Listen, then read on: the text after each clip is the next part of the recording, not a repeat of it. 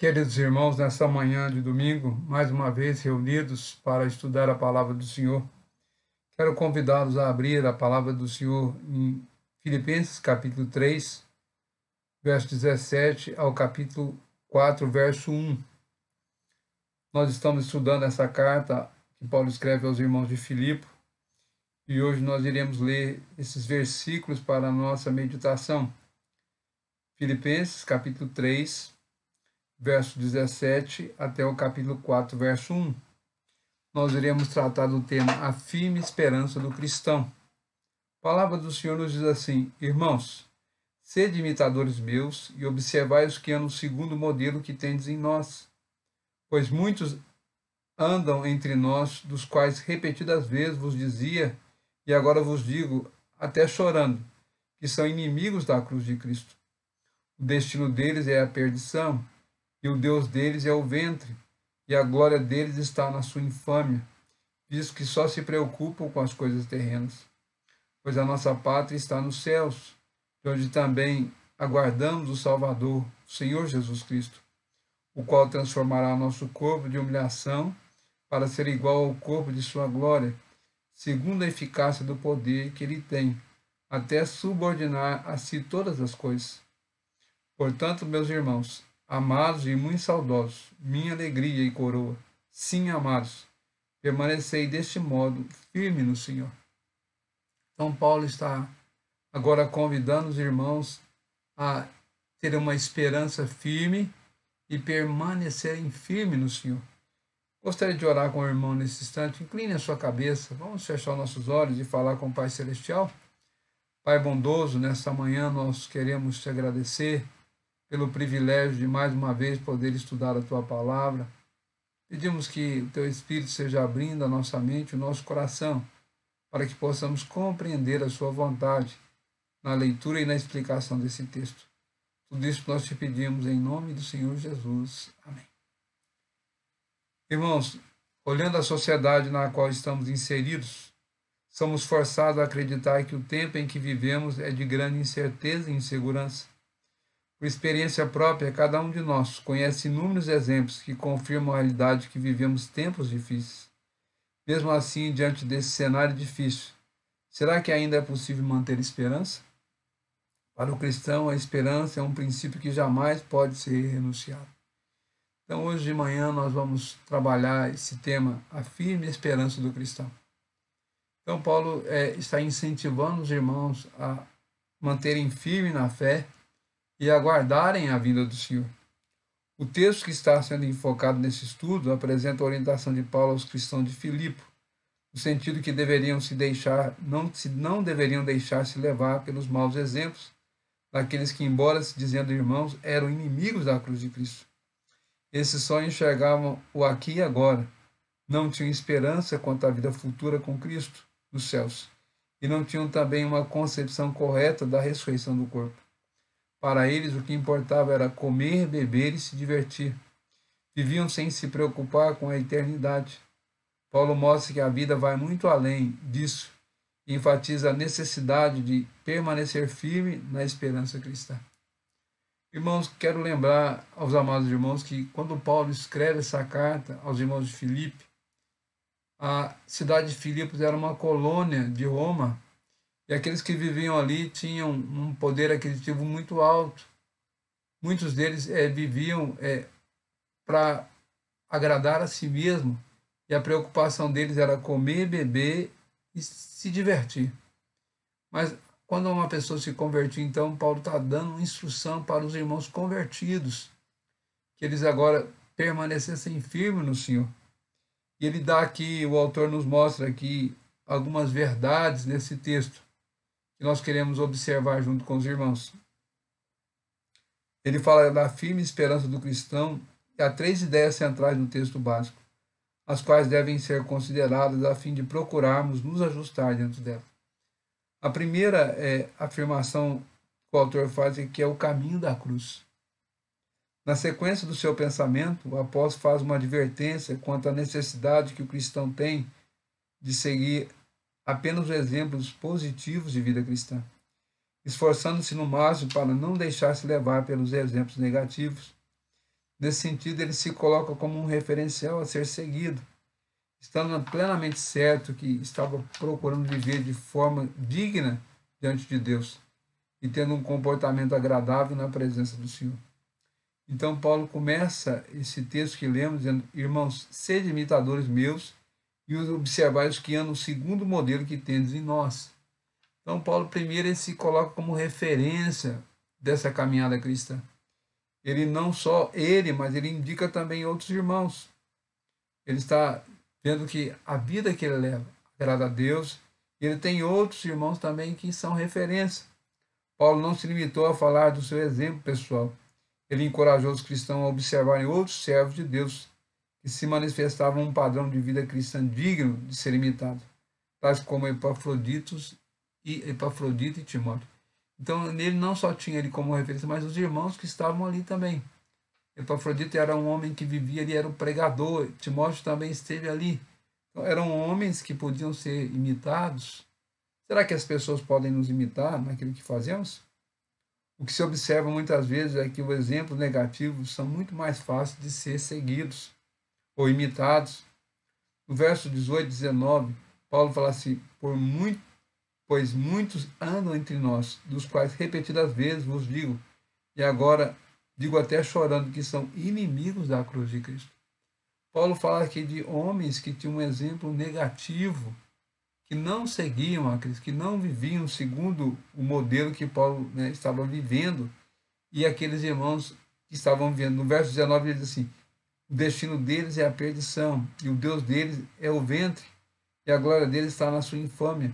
Isso só se preocupa com as coisas terrenas. Então, Paulo nos adverte aqui, nesse primeiro ponto, o autor destaca que Paulo está mostrando ele como um dos líderes a ser imitado, e também os seus irmãos, né, que trabalhavam com ele, Epafrodito e Timóteo. Nós vamos ver que muitas pessoas que são novas convertidas, eles miram em pessoas. No entanto, mesmo que não sejam o mesmo grupo, é fato que a conduta daqueles indivíduos era maléfica, conduzindo à destruição e à morte. Paulo estava falando daqueles homens que estavam ali vivendo dentro da comunidade, mas não eram convertidos. Eles se diziam cristãos, mas a vida que levavam não era digna de ser chamado cristãos. A preocupação deles era comer, beber e gozar a vida, sem qualquer moderação, sendo materialistas e vivendo apenas para satisfazer as paixões da carne. Por isso, os que andam de forma incoerente com o padrão de vida cristã, ensinado pelo apóstolo, são chamados de inimigos da cruz de Cristo. Esses agem de forma a destruir e a desmoralizar a mensagem da cruz. A exortação paulina é para que evitemos tais exemplos. Infelizmente, entre os cristãos há muitos exemplos negativos, os quais se enquadram perfeitamente no descrito pelo apóstolo. O crente é incentivado a se afastar e a não se deixar macular por tais formas de agir. A firme esperança cristã, que passa necessariamente pelo caminho da cruz, conduz à compreensão de outra sublime realidade. Então, se nós queremos, irmãos, viver uma vida cristã olhando, né, para o futuro e tendo esperança de uma vida eterna com Cristo, nós precisamos ser modelo para aqueles que nos veem como cristãos. E o autor diz que uma segunda coisa que precisamos ver é a comunidade celestial. Lá no verso 20 e 21 ele diz assim, Paulo: pois a nossa pátria está nos céus, de onde também aguardamos o Salvador, o Senhor Jesus Cristo, o qual transformará o nosso corpo de humilhação para ser igual ao corpo de sua glória, segundo a eficácia do poder que ele tem até subordinar a si todas as coisas. Então, Paulo mostra que a nossa vida não está presa aqui neste mundo, mas ele nos chama, como súditos do Senhor, a olhar para o alto, a ver que a nossa vida cristã é uma vida eterna com Jesus. E ele diz assim: porém, Paulo está dizendo que estamos vivendo na terra, mas os nossos direitos de cidadão, a nossa lealdade, os nossos valores estão nos céus, onde Cristo, o verdadeiro Senhor, está lá e de onde virá. Isso quer dizer que a cidadania não é um direito adquirido com esforços próprios, mas é assegurado por meio de Jesus. Precisamos de Jesus para que sejamos cidadãos dessa pátria celestial. Os cristãos sabem que precisam de desenvolver sua missão com fidelidade e responsabilidade para que o reino de Deus venha sobre a terra, como Jesus ensinou na oração do Pai Nosso. No entanto, por outro lado, eles sabem que a sua terra é o céu, tendo a Cristo como referencial. E a ele devemos procurar imitar no dia a dia, na caminhada cristã. Hoje somos uma comunidade cristã de irmãos e irmãs espalhados por todo o mundo, formando um só corpo. A firme esperança do cristão aponta para o futuro, na convicção plena e inegociável que os remidos estarão formando uma comunidade celestial. No entanto, sem deixar de perceber que há espaço para que o padrão divino se manifeste no presente. Então, Paulo mostra que os nossos olhos devem estar voltados para o céu, mas aqui na terra nós temos que viver como cidadãos que olham para um futuro nos céus. O nosso viver, a nossa maneira de nos conduzir, deve ser de tal maneira que as pessoas percebam que o nosso viver e a nossa vida é um exemplo para eles. O autor ainda nos convida a olhar a terceira parte da lição, dizendo que a gloriosa ressurreição. Paulo não está falando apenas de uma vida aqui, mas Paulo tinha uma esperança. Ele diz que Paulo descreve a vinda do Salvador Jesus, que virá e transformará o nosso corpo de forma que esteja em conformidade com o seu corpo de glória. Essa transformação do corpo é obra exclusiva de Deus. Então Paulo tem em mente não viver nesse corpo todo o tempo. Paulo tem uma esperança que o Senhor vai nos transformar. Ele vai mudar esse corpo mortal para um corpo incorruptível. E aí nós estaremos vivendo para sempre com o Senhor. Então, Paulo está mostrando que o nosso corpo encontra-se no estado de humilhação, pois ainda não foi glorificado. Ele serve apenas para esse período que vivemos aqui. Mas o estado em que se encontra não é apresentável diante da glória de Deus. Portanto, é necessário que esse corpo corruptível se transforme em incorruptibilidade, para estar definitivamente com o Senhor. Então nós precisamos lembrar que Paulo, escrevendo a sua carta aos Coríntios também, ele fala sobre isso. Ele fala dessa esperança que a ressurreição nos dá, de o nosso corpo ser transformado. E escrevendo aos irmãos de Tessalônica, ele fala que essa transformação acontecerá num abrir e fechar de olhos. Então é algo instantâneo, é algo de Deus transformando esse corpo mortal num corpo glorificado. Jesus, nós podemos perceber que ele, após a ressurreição, não havia mais barreira de portas, paredes.